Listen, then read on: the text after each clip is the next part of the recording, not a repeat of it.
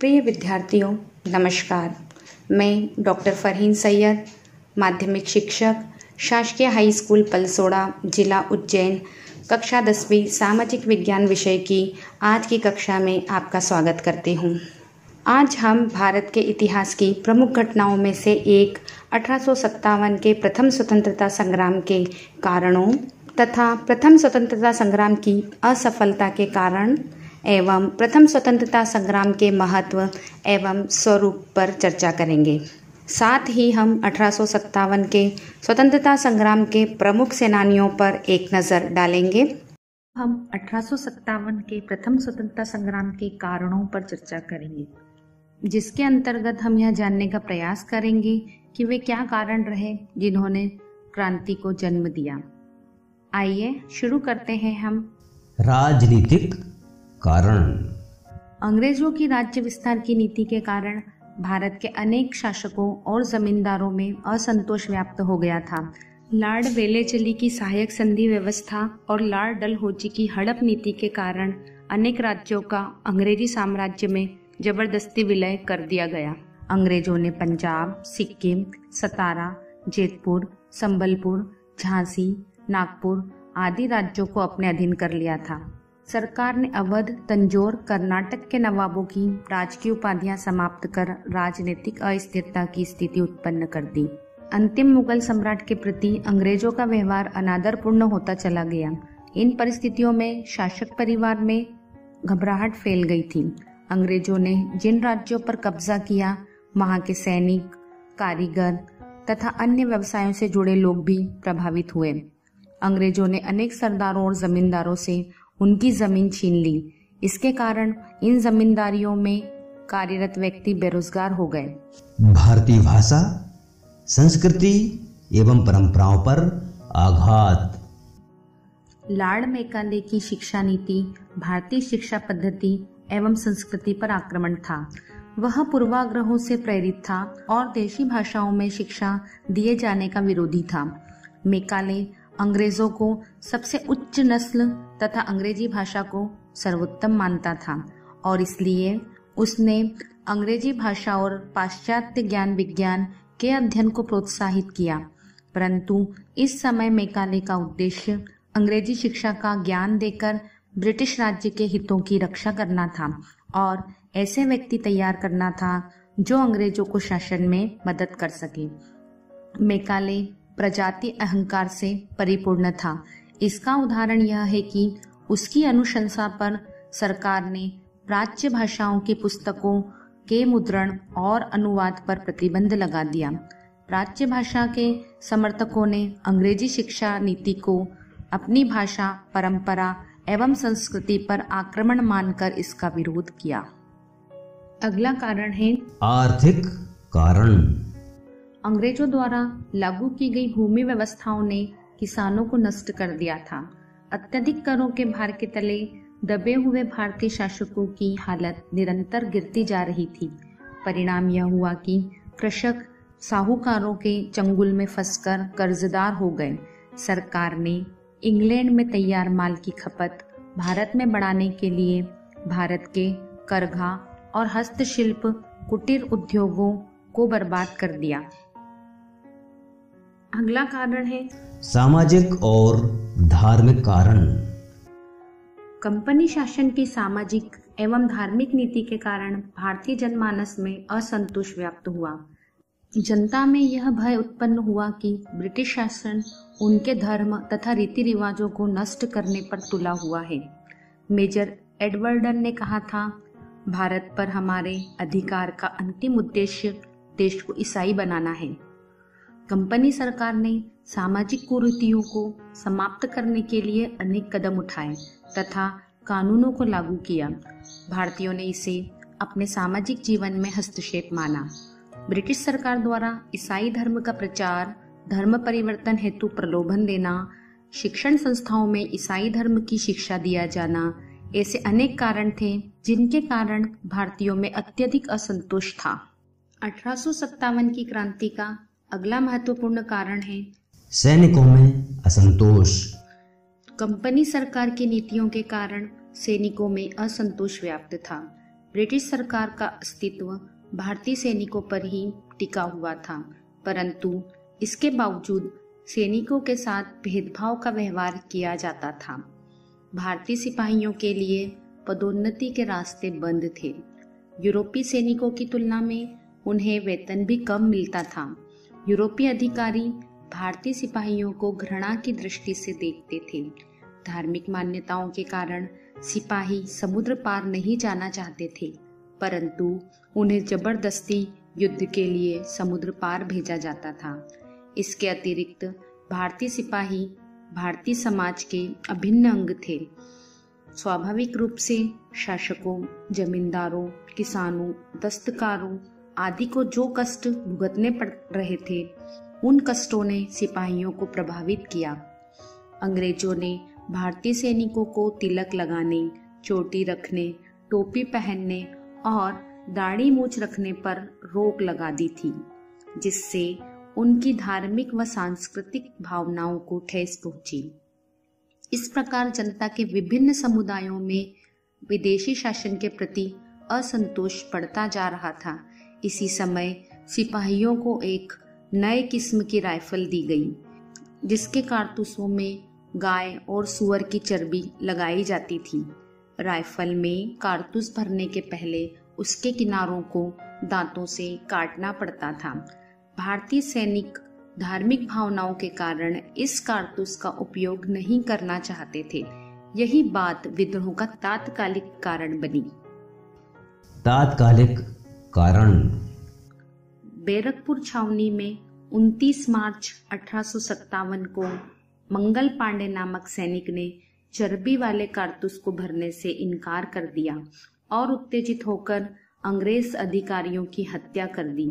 फलस्वरूप उसे बंदी बनाकर 8 अप्रैल 1857 को फांसी दे दी गई। मंगल पांडे का बलिदान इस विद्रोह में पहली आहुति थी। आइए अब हम 1857 की असफलता के कारणों पर विस्तृत चर्चा करते हैं। हमारा अगला शीर्षक है प्रथम स्वतंत्रता संग्राम की असफलता के कारण। 1857 की गौरवपूर्ण क्रांति के परिणाम स्वरूप चाहे तत्कालिक रूप से सकारात्मक न रहे हों, किंतु इसके दूरगामी परिणाम सामने आए। यह स्वतंत्रता संग्राम निम्नांकित कारणों से सफल नहीं हो सका। इसकी असफलता का पहला कारण है संगठन और एकता का अभाव।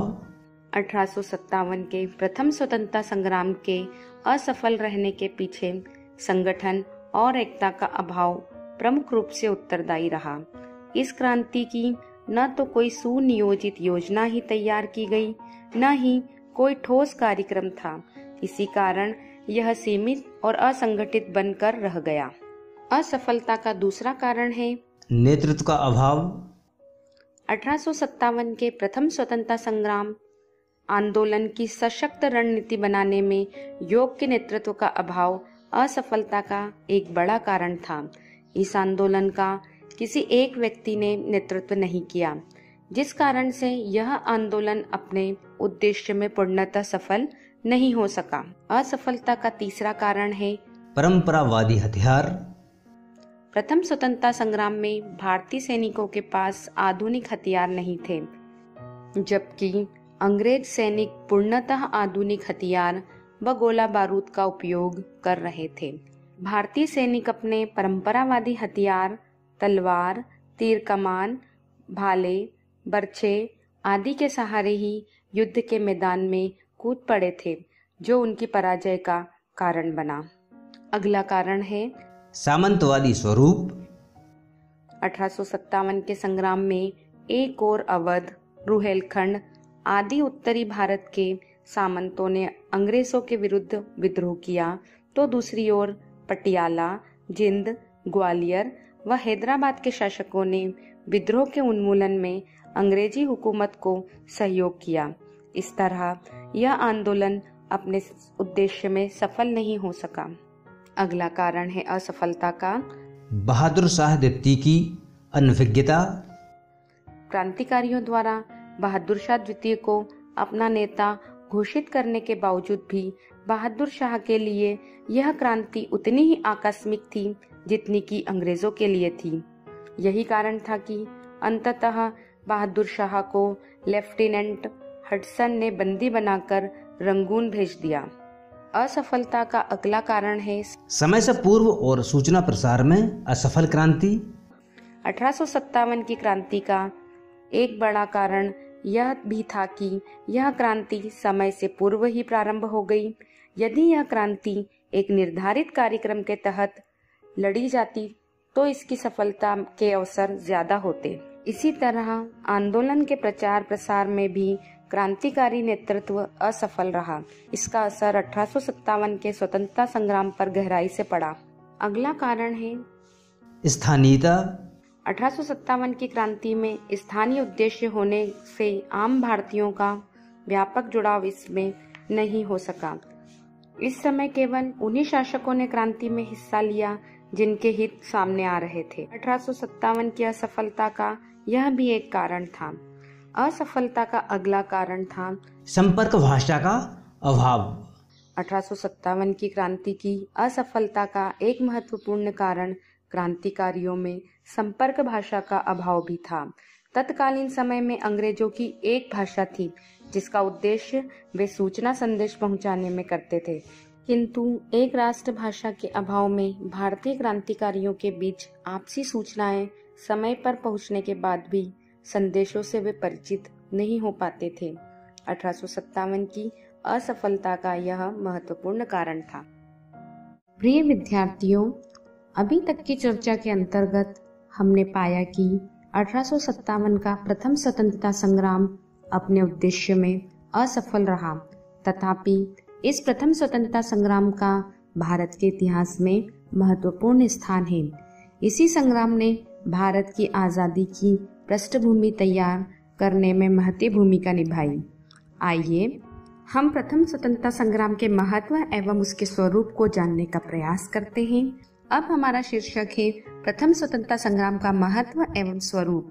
1857 के प्रथम स्वतंत्रता संग्राम में यद्यपि पराजय का सामना करना पड़ा, किंतु इस क्रांति के बड़े गहरे व दूरगामी परिणाम सामने आए जो भारतीय स्वतंत्रता आंदोलन के इतिहास में भारतीयों के लिए प्रेरणा का स्रोत बने।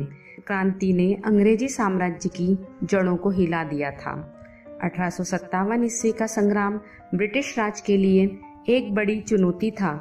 इसे अंततः तत्कालीन गवर्नर जनरल लॉर्ड कैनिंग के द्वारा कुचल दिया गया, परंतु इस संग्राम से अंग्रेजों को गहरा झटका लगा। इस संग्राम ने अंग्रेजी साम्राज्य की जड़ों को हिलाकर रख दिया था। अतः ब्रिटिश सरकार ने भारत में अनेक प्रशासनिक परिवर्तन किए। इन परिवर्तनों के कारण भारतीय समाज, अर्थव्यवस्था और सरकार में जो परिवर्तन हुए, आइए अब हम उनके बारे में चर्चा करते हैं। पहला, ब्रिटिश संसद ने 1858 ईस्वी में एक अधिनियम पारित किया। इसके अनुसार भारत पर शासन करने का अधिकार ईस्ट इंडिया कंपनी से लेकर सीधे इंग्लैंड की सरकार ने अपने हाथ में ले लिया। दूसरा, 1858 के पश्चात सेना का पुनर्गठन किया गया। अंग्रेजों का भारतीय सैनिकों पर से विश्वास उठ गया था, अतः महत्वपूर्ण जिम्मेदारियां अंग्रेज अधिकारियों को सौंपी गईं। इसके अतिरिक्त यूरोपीय सैनिकों की संख्या में वृद्धि की गई। अंग्रेजों ने फूट डालो, शासन करो की नीति का पालन करते हुए भारतीय सेनाओं का संगठन किया।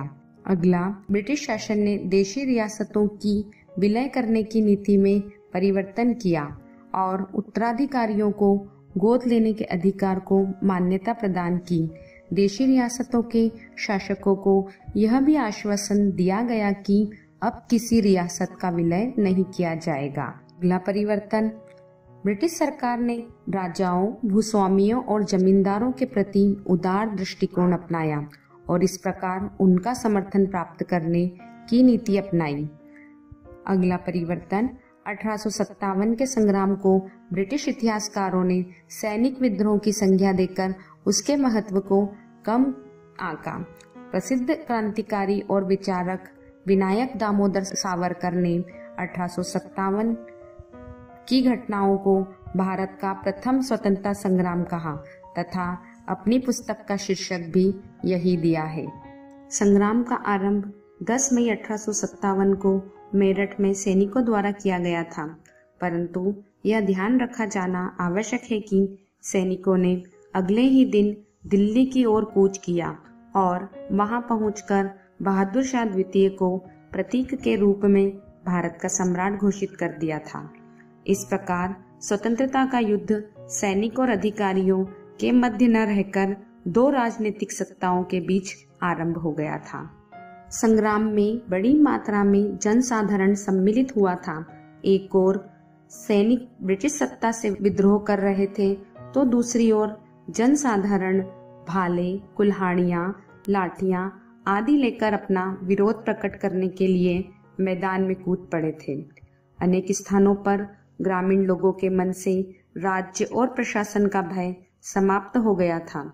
जिन स्थानों पर सैनिक नहीं पहुंच सके, वहां जनसाधारण ने स्वयं संगठित होकर संग्राम आरंभ कर दिया था।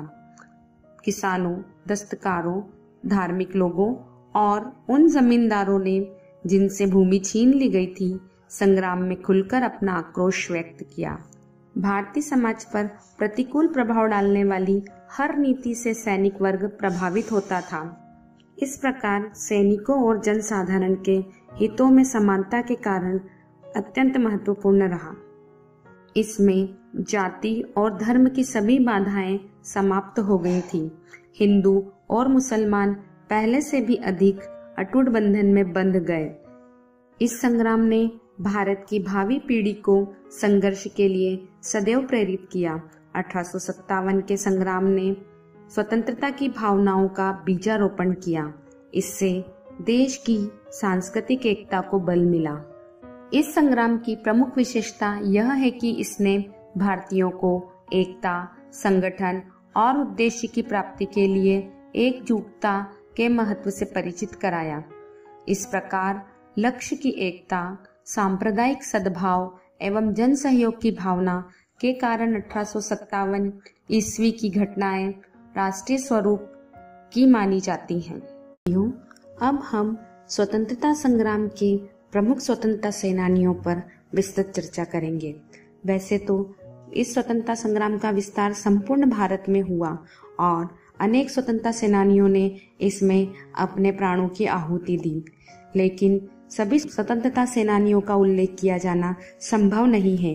अतः प्रमुख सेनानियों के बारे में हम संक्षिप्त चर्चा करें। मंगल पांडे एक सैनिक था जो बैरकपुर बंगाल स्थित छावनी में पदस्थ था।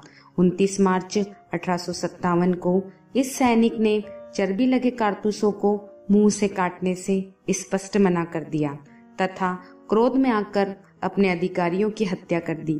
फलस्वरूप उसे बंदी बना लिया गया और 8 अप्रैल 1857 को फांसी दे दी गई। बहादुर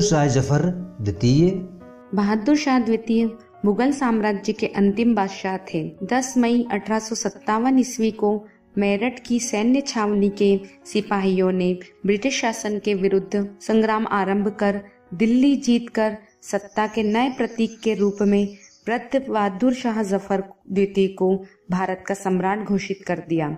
वृद्धावस्था के बावजूद बहादुर शाह द्वितीय ने क्रांति का नेतृत्व इसलिए स्वीकार किया क्योंकि क्रांतिकारियों में व्याप्त देशभक्ति की भावना ने उनमें भी आशा का संचार किया था। उन्होंने क्रांति को व्यापक रूप देने के लिए पटियाला, ग्वालियर, कश्मीर आदि रियासत के शासकों और राजपूताना के राजाओं को व्यक्तिगत पत्र लिखकर संग्राम में भाग लेने को कहा। दिल्ली के समाचारों के कारण क्रांति का विस्तार अनेक स्थानों पर हुआ। इससे घबराकर लॉर्ड कैनिंग ने दिल्ली से ही क्रांति दमन का निश्चय किया। बहादुर शाह द्वितीय की सेनाएं अंग्रेजी फौजों से वीरतापूर्वक लड़ी, परंतु पराजित हुई। अंग्रेजों ने बहादुर शाह को बंदी बना लिया। उन्हें निर्वासित कर रंगून, बर्मा भेज दिया गया, जहां 1862 में बहादुर शाह द्वितीय का निधन हो गया। रानी लक्ष्मीबाई। अंग्रेजों ने 1854 में झांसी के राजा गंगाधर राव की मृत्यु के पश्चात उनकी रानी लक्ष्मीबाई के दत्तक पुत्र को झांसी की गद्दी का उत्तराधिकारी मानने से इनकार कर दिया तथा झांसी को अंग्रेजी साम्राज्य में विलय कर लिया। इसका विरोध करते हुए रानी लक्ष्मीबाई ने ब्रिटिश सेना से भयंकर टक्कर ली। सर ह्यूरोज द्वारा पराजित होने पर वह काल्पी आई तथा तात्या टोपे की मदद से ग्वालियर पर अधिकार किया। अंग्रेजी सेनापति ह्यूरोज ने ग्वालियर आकर किले को घेर लिया।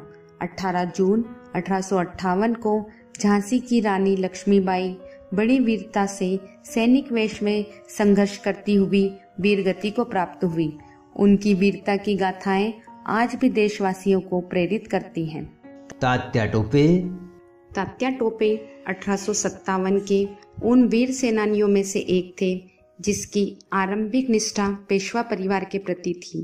तात्या टोपे अपनी देशभक्ति, वीरता, व्यूह रचना, शत्रु को चकमा देने की कुशलता, साधनहीनता की स्थिति में युद्ध जारी रखने का साहस, निर्भीकता और गुरिल्ला पद्धति से युद्ध करने के लिए जाने जाते हैं। पेशवा नाना साहब की ओर से युद्ध का समस्त उत्तरदायित्व उनके स्वामी भक्त तात्या टोपे पर ही था। झांसी की रानी लक्ष्मीबाई के साथ ग्वालियर पर अधिकार करने में तात्या टोपे का बड़ा योगदान रहा। रानी लक्ष्मीबाई की मृत्यु के पश्चात तात्या टोपे ने निरंतर गुरिल्ला युद्ध के माध्यम से मध्य भारत और बुंदेलखंड में अंग्रेजों को कड़ी टक्कर दी। अंग्रेजों ने तात्या टोपे को बंदी बनाने के लिए कुटिलता और विश्वासघात की नीति का सहारा लिया। अंततः तात्या टोपे को आरोन जिला गुना के जंगल में विश्राम करते समय बंदी बनाया गया। अंग्रेजों ने 18 अप्रैल 1859 को तात्या टोपे को शिवपुरी में फांसी दी। नाना साहेब संग्राम के अन्य महत्वपूर्ण नेता थे। नाना साहब भूतपूर्व पेशवा बाजीराव द्वितीय के दत्तक पुत्र थे और बिठूर में निवास करते थे। पेशवा की मृत्यु के उपरांत लॉर्ड डलहौजी ने नाना साहब को पेंशन एवं उपाधि देने से वंचित कर दिया था। अतः नाना साहब ने अपने स्वामी भक्त सैनिकों की मदद से अंग्रेजों को कानपुर से निकाल दिया और स्वयं को पेशवा घोषित कर दिया। तात्या टोपे और अजीमुल्ला नाना साहब के स्वामी भक्त सेना नायक थे। बेगम हजरत महल अवध के नवाब की विधवा थी। संग्राम आरंभ होने पर 4 जून 1857 को अवध की बेगम ने संग्राम को प्रोत्साहन दिया और उसका संचालन किया। उसने अपने युवा पुत्र बिरजिस कादर को अवध का नवाब घोषित कर दिया तथा लखनऊ स्थित ब्रिटिश रेसिडेंसी पर आक्रमण किया। बेगम हजरत महल ने शाहजहांपुर में भी संग्राम का नेतृत्व किया। पराजित होने के पश्चात बेगम सुरक्षा की दृष्टि से नेपाल चली गई। 1857 के स्वतंत्रता संग्राम में भाग लेने वाले अन्य प्रमुख नेता थे कुंवर सिंह जगदीशपुर बिहार से, अहमदुल्ला फैजाबाद रुहेलखंड से, रंगा बापू जी गुप्ते सतारा से, सोनाजी पंडित हैदराबाद से, भीमराव मुंडरगी कर्नाटक से, नाना फडणवीस कोल्हापुर से, गुलाम गोस मद्रास से। बच्चों, आज की इस चर्चा के बाद आपको अभ्यास हेतु कुछ प्रश्नों को हल करना है जो कि परीक्षा की दृष्टि से अति महत्वपूर्ण है। ये प्रश्न इस प्रकार हैं। पहला, 1857 के स्वतंत्रता संग्राम के प्रमुख नेताओं के नाम बताइए। दूसरा, 1857 के स्वतंत्रता संग्राम का तात्कालिक कारण क्या था। तीसरा, 1857 के स्वतंत्रता संग्राम को प्रथम स्वतंत्रता संग्राम क्यों कहा जाता है। चौथा प्रश्न, 1857 की असफलता के कारण बताइए।